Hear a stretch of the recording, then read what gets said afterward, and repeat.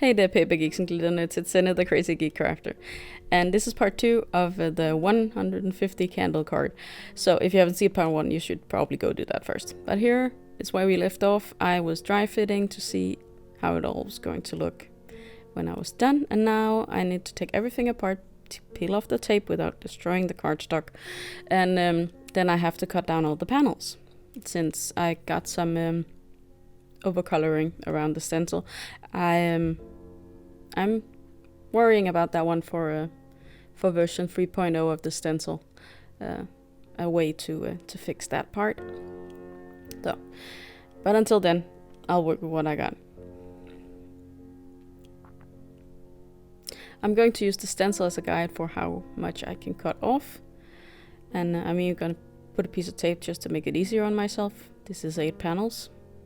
And this one I take off a tiny bit on one end because I did that one crooked, the pink one. I got about a millimeter of extra space on the inside, so there was some pink there that I need to cut off. But otherwise, I would, in theory, only need to take off on one side of the cardstock. But I decided to trim up an extra millimeter on each side. That gets the card down to 15 centimeters wide. Which is perfect for the envelope, which it also would need, possibly. And for the second cut, I remembered that I need to take off something off the bottom just to make it nice. So I only go through this once, and not twice like I did before. I do manage to get a nice size here, and I'm just going to go through them again. Now I need to connect them all, and I'm going to do that with a normal Copypaper.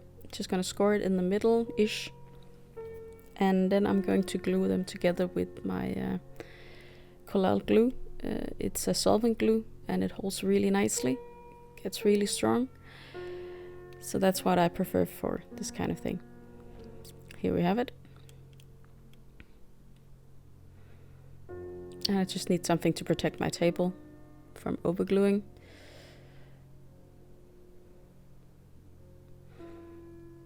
And I learned after the first 2 sets that I should not put glue down the middle where the piece cracks, because then it's going to seep up in between the layers. And I don't want that because this glue is shiny. I'm just going to cut off the excess, and that's on purpose that I leave it too long so I can just trim it off. I think it gives a cleaner look when finished. Here we go. Just rubbing off the excess glue in the middle. And now it's, well, more assembly line, so to speak. Just have to be remembering to keep the flames in the same direction and gluing this on the back and not the front, because I am going to have one incident where I almost glued it on the front where the candles are. That was stupid, but I stopped myself, so no biggie.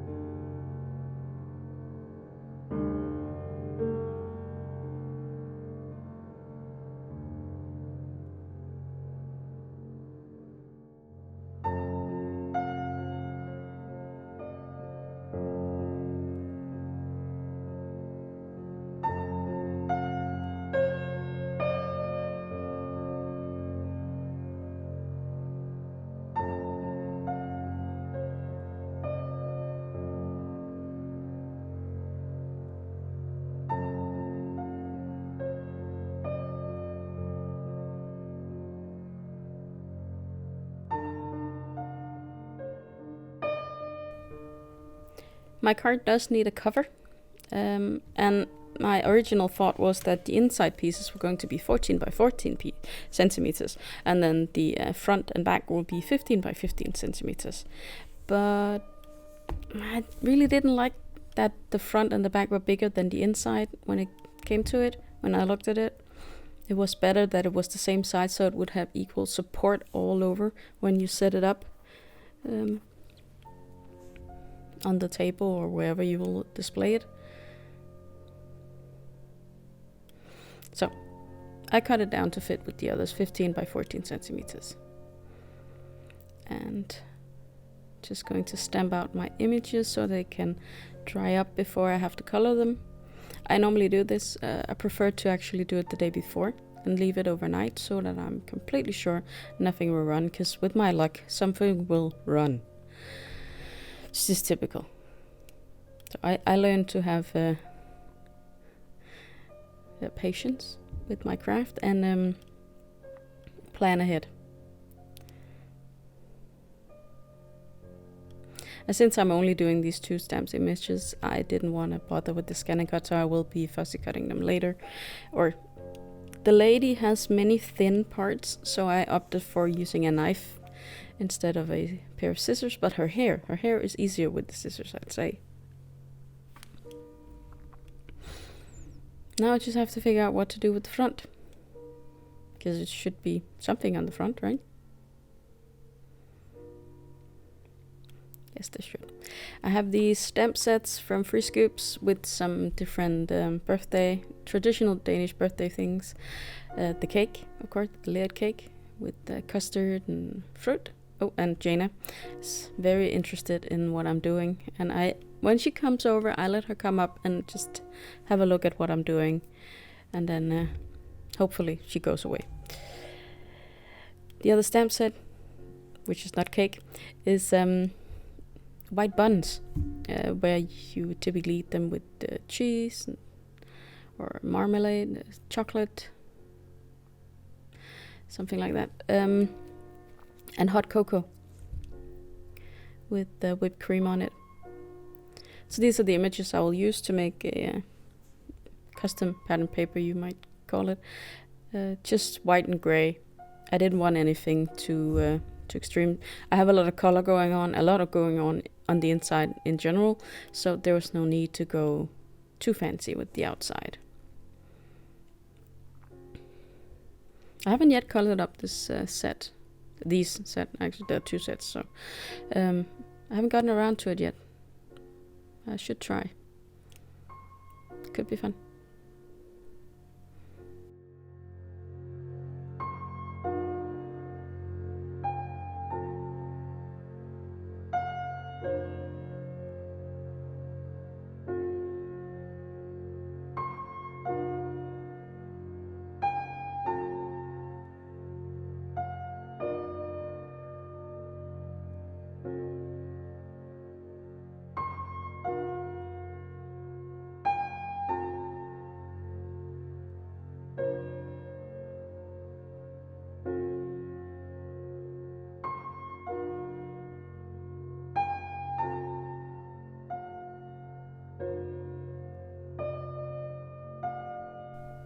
For the sentiment, I just picked a congratulations for the outside. Nothing very fancy about it, other than the fact that I layer 5 pieces of cardstock for each letter, 4 white and 1 set of black. I just wanted to keep with the monochromatic on the outside, since, like I said before, there's so much color on the inside. And this is of course tedious, but it just looks so great when you stack letters this way. Unfortunately, I glued mine on crooked.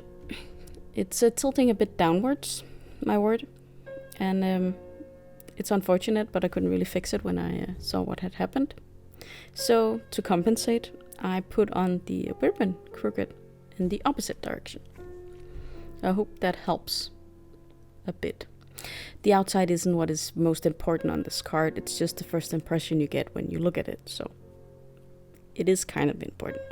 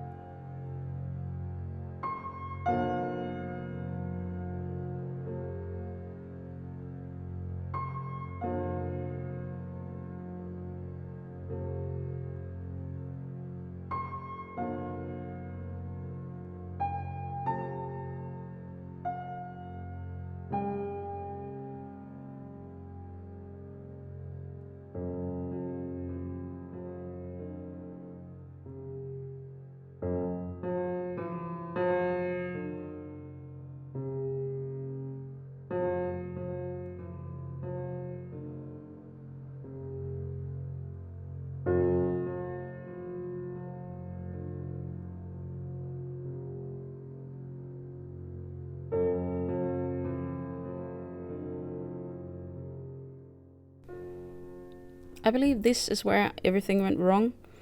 I remembered that you have to cut the top of the stencil, so to speak, that you're using to put the letters on, otherwise you can't get it off afterwards, or you can, but it's really, really hard. And I must have put it back down, bent out of shape a little bit, because the start is straight, and then it starts dipping towards the end. So I think that's what happened. It's unfortunate, really unfortunate, but once I'd committed, I couldn't really change it. And I don't know where this piece came from under the eye. It's really weird. But I fixed it as best I could, and hopefully no one will tease me about it.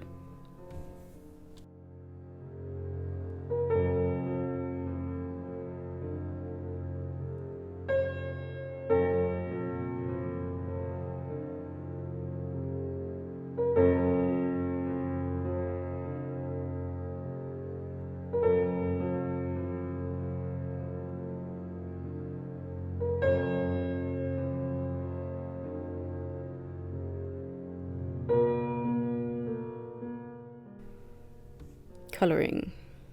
Not really the thing I like to talk most about. I love doing it, and I love watching other people do it, because then I learn some things maybe. But I don't really feel confident enough to teach anyone how to do it. So I'm just dabbling, and I hope you enjoy the process. I did mess up a little bit on my grandma. She got a little bit too dark. Apparently I'm missing some middle brown tones, unfortunately, but I couldn't see any better colors than the ones I picked, so I went with it. And again, I will probably get teased about it at the party, but I'll take it. So.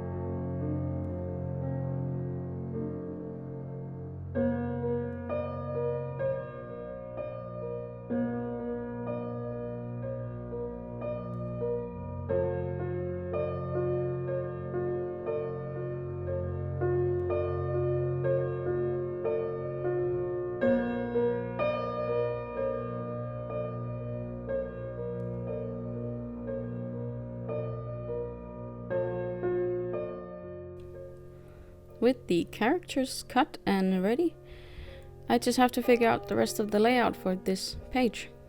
And I'll call it pages, I think. Because you can look at it like pages, or you can actually unfold it like a, what's it called? An accordion. That's the word. Let's start by attaching the front and be very careful to get it right and not upside down. I'm always afraid of messing something like that up. I think that's why it doesn't happen too often that I actually do mess it up, because I always double and triple check. And then the ribbon.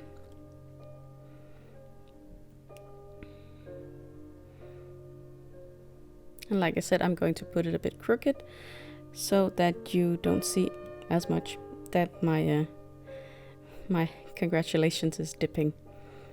I'm going to tie it to the side. I thought that looked best. Just going to tie it here, and then I can put some tape on the back to hold it before I put on the back side of the card. That's also where I'm going to write my message, actually. And I may even have to put on a tiny envelope to put some money in or something. Because the thing about people who have had a lot of birthdays, they don't have a lot of birthday wishes. That's at least how I feel sometimes. The older the person who's having the birthdays, the fewer wishes are on the wish list. It's a bit annoying. But back to the inside. I decided, since my grandma doesn't actually use a cane, it would be nicer if I could scoot them closer together and hide the fact that she's holding it. And it also looks cute, because they're still very much in love. They've been married for more than 25 years, I know. Can't remember. It's been a while. You know, I think there's still a bit way to the 50-year anniversary. But I actually don't know how far they've come yet.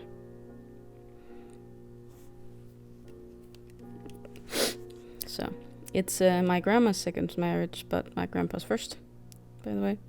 So, I still say it's incredible being together that long.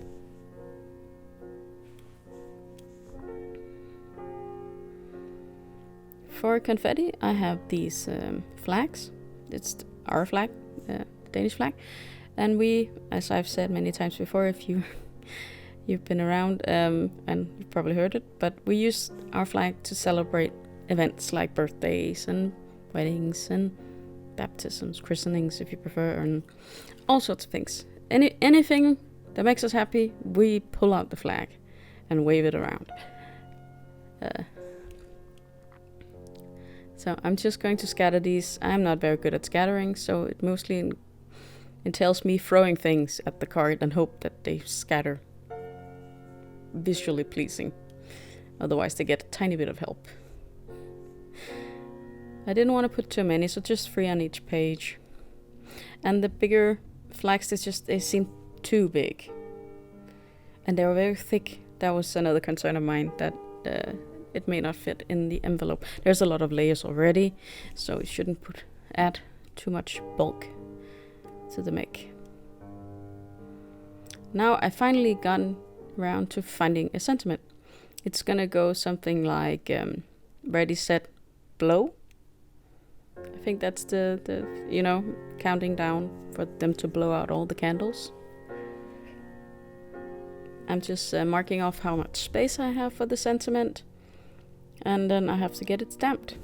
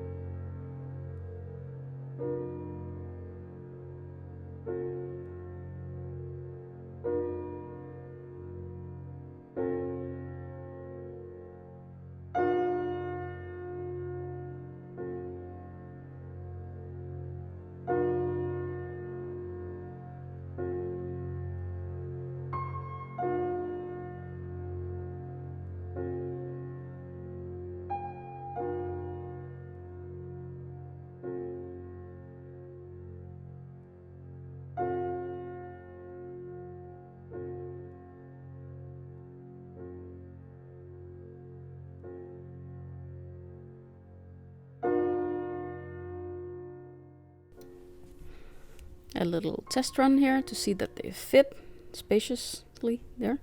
They do. Space-wise. Oh, words are not my friends today. Sorry, I'm a bit tired. I had to get this card done and the video done, and yeah. So I'm going to lift them up a little tiny bit with some cardstock, and I'm going to draw around the edges, and it actually, I believe, makes a big difference that they are framed in black. Of course, you have to be very careful not to draw on the front when you do this. I managed not to, so happy me.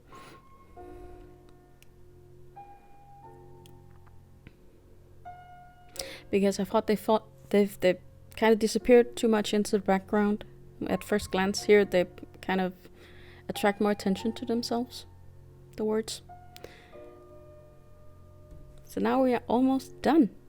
It's incredible how long this could take.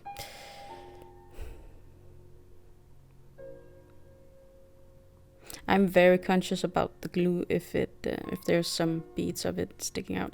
I don't want to glue my card shot by accident.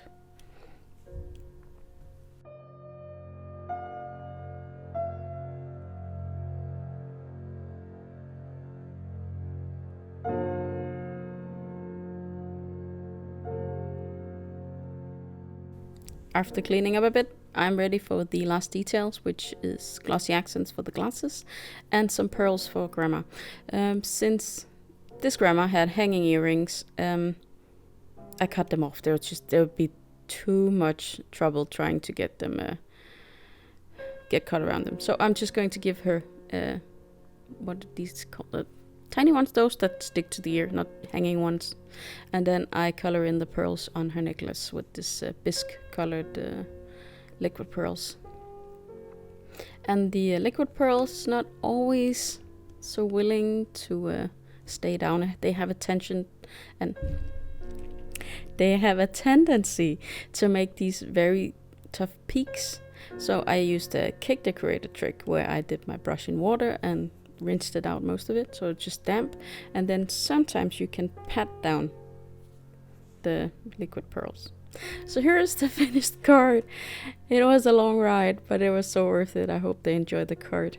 And I hope you enjoyed the video. I hope you'll be back for another one. And until then, I hope you'll be having a good day, evening, or night.